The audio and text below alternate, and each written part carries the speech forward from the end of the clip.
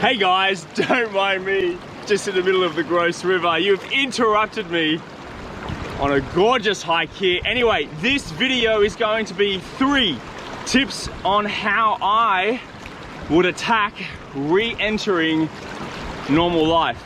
Lockdown, or at least where we are in New South Wales, is starting to lift. So these are 3 tips on how you can help your lifestyle, fitness, training, weight loss goals, because there's no doubt it's hard when you've got to socialize. Now we've got to see people again. So how do we say no? Anyway guys, don't forget to hit like and subscribe on this video. Jump in, let's go.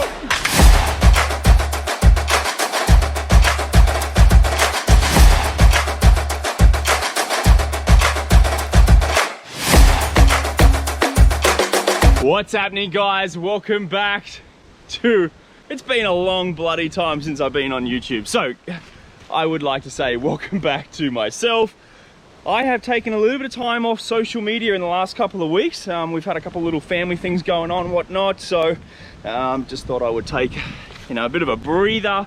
Anyway, so you can basically call this, I'm gonna give myself the official welcome back. Anyway, I am where I'm supposed to be. I am in the bush. I'm out at the Gross River again, probably one of my favorite. Actually, this little trek that I'm doing right now, I'm coming down this valley and it goes straight into the Gross River. Probably about 400 meters of loss, which means I've got 400 meters of gain by the time I turn around and come back out again. But the last time I did this was at nighttime, and I actually didn't even know the track. Didn't even know if there was a track here.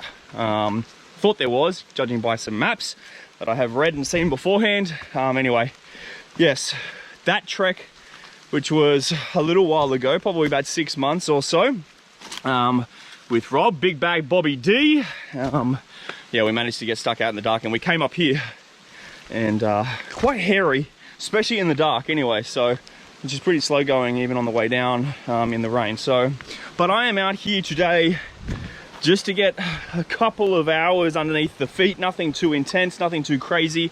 The last month, 5, maybe even 6 weeks, I've taken a reduction on how much running I have been doing. Why? Because I've been spending a lot of time on the bike. On the bike, inside, in a room, going nowhere, on a good old turbo trainer. So yes, that is what I have been doing at the moment. Because hopefully, now that the pools are open, I can get a bit of swimming underneath my belt and I'm gonna crack out this Ironman. So that's my current goal at the moment. It's a pretty freelance goal.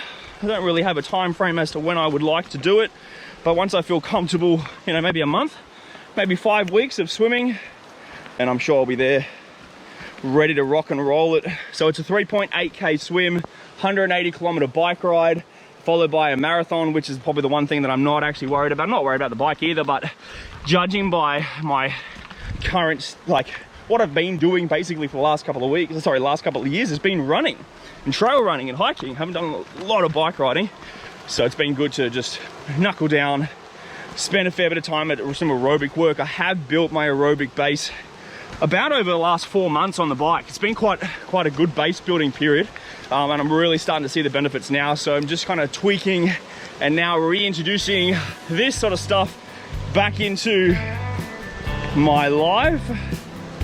It's good to be back, guys. Hoping you enjoyed the video.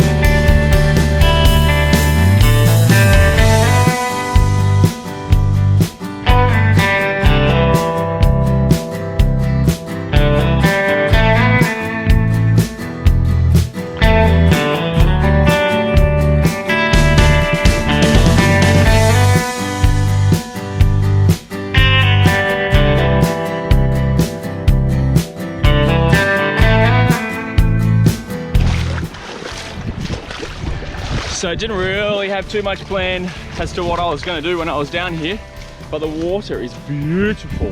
It's like perfect temperature for swimming. We've just got a whole bunch of storms actually. A whole bunch of people got slammed by the weather over the last day or so. But it seems okay out here at the moment. I had this awful feeling that I'm about to run into a snake. Oh, it's so eerie. It's like, you ever go out hiking or you ever go in those positions where you're like, I swear to God, there's gonna be a snake here. You just like, there's certain spots that just feel snaky. I don't know if that's a thing, but that's what I'm feeling at the moment. All right, so on the way up, on the way out, always like going up. I'm always an up kind of person. I'd rather go down than flat still. Flat is no good. Up is good. As weird as that sounds. So coming out, pretty good climb as you can see here. So I'll throw to a bit of clips now of me coming up out of the rocks, just out of the Gross River. It's pretty steep, not gonna lie. Anyway, so good amount of vert on the legs, nothing too hard. Haven't come across a snake yet, so I'm sure I've just jinxed myself now, and I'm sure I will see one.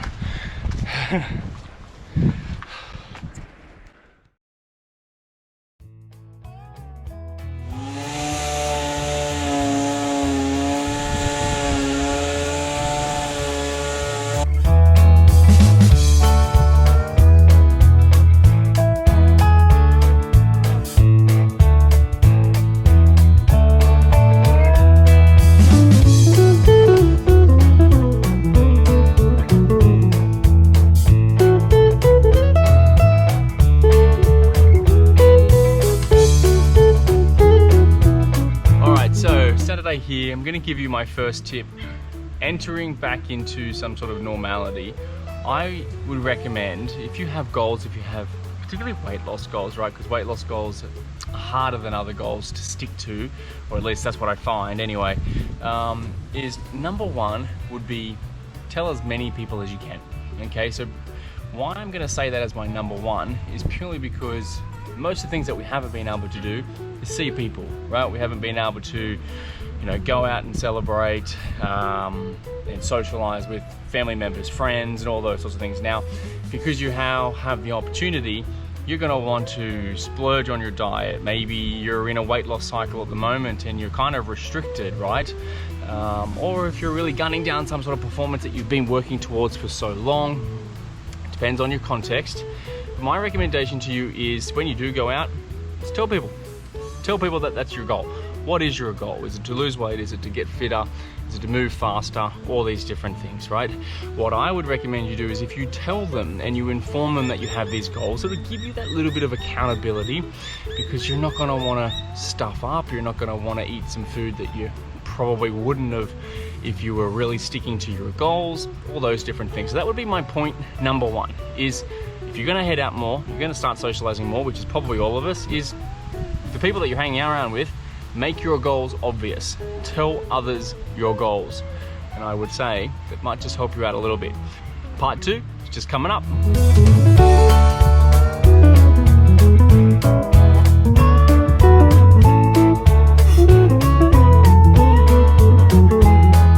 Okay, so my tip number two is you gotta make a plan. You've gotta be planned. You've gotta know what you're doing, right? So when we start opening up and when you get to do some things that you haven't done for a long time, if you do have goals, if you have weight loss goals, if you have a training regime that you would like to stick to, you've got to make a plan. You've got to make schedules. You've got to do your to-do list. Very, very important. So that would be my point number two, is that if you're going out to dinner, if you are socializing with your friends, if you are going to a specific location, you need to make that plan fit your goals. Okay, so let's say that you're going out to dinner. Most of the time, you know that you're going to go out to dinner or out to lunch or do something like that probably a few days in advance, right? So if you are calorie counting, if you are planning your weeks, if you were doing meal prep, if you were doing all those sorts of things, you need to make sure that you are planning ahead so that you can hopefully go out and see these people and actually relax rather than trying to, while I'm a massive proponent of it's okay to say no when you're in those settings, if you do have those specific timeline goals or weight loss, hey, it's your goals. It's more than okay to say no if you don't want to eat something.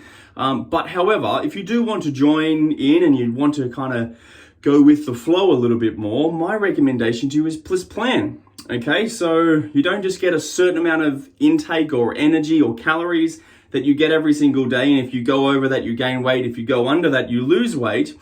You would plan in advance, okay? Saving up for a holiday, you do before you go on holidays. You could do something a little bit similar with your food. So if you think that you're going to overdo it just a little bit, well then maybe the 5 days prior to that, you could underdo it just a little bit. Worst case scenario, maybe you do damage control on the other side, which is where you've overdone it on the weekend or one day or this social setting that we're talking about. It should be okay to underdo it the next day, okay? You don't need to get up and fuel yourself when you probably spent the day before fueling yourself. But you got to have a plan. That would be my point number 2. Get really good at creating a plan in advance. That way you're not blindsided when something like that does happen. Anyway, let's get to point number 3. I'm about to head out for a run, Sunday afternoon. Change of plans. Gonna ride that to the pool, do a quick swim, and then we're gonna jet over to Nick's parents' house for a bit of an afternoon snack before it's time for Sunday to be over.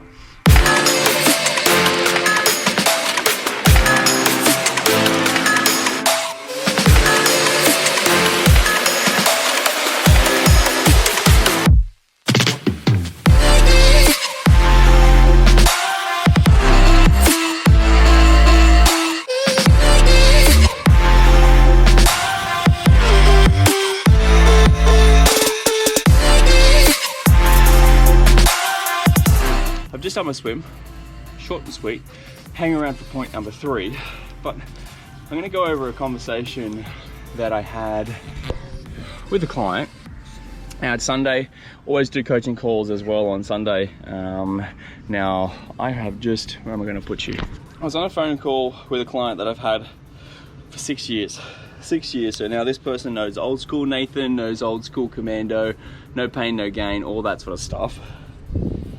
But something came up in the conversation that I always find very inspiring. A lot of my inspiration from my clients, to be honest, like hearing about tough times, hearing about hard times and how they still manage to set goals, pursue fitness or pursue weight loss, something like that. It just goes to show that anyone can do it.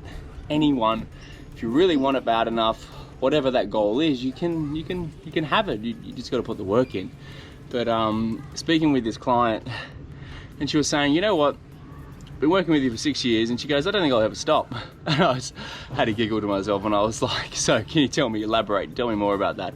She's like, because just by having you there, it forces me to self-reflect and to review myself and to think about what I'm actually doing with either my health, my weight, my diet, my sleep, all those different things, because I probably wouldn't do it if I didn't have you here.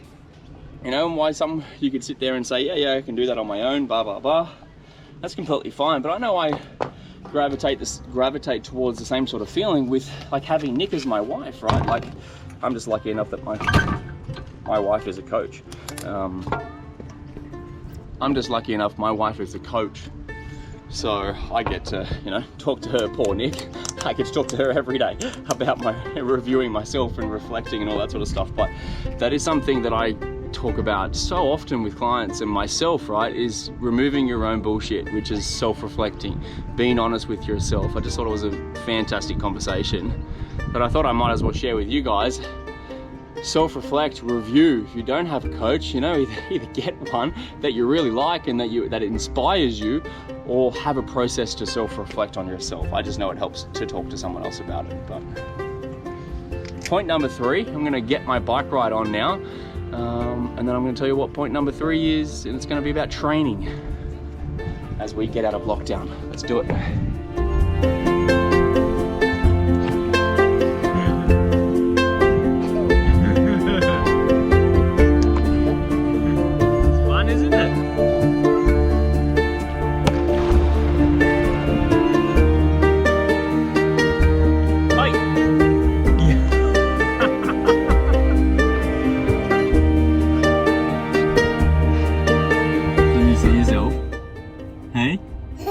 that fun? Just went down to Yarramundi this afternoon. Had a bit of a swim, didn't we?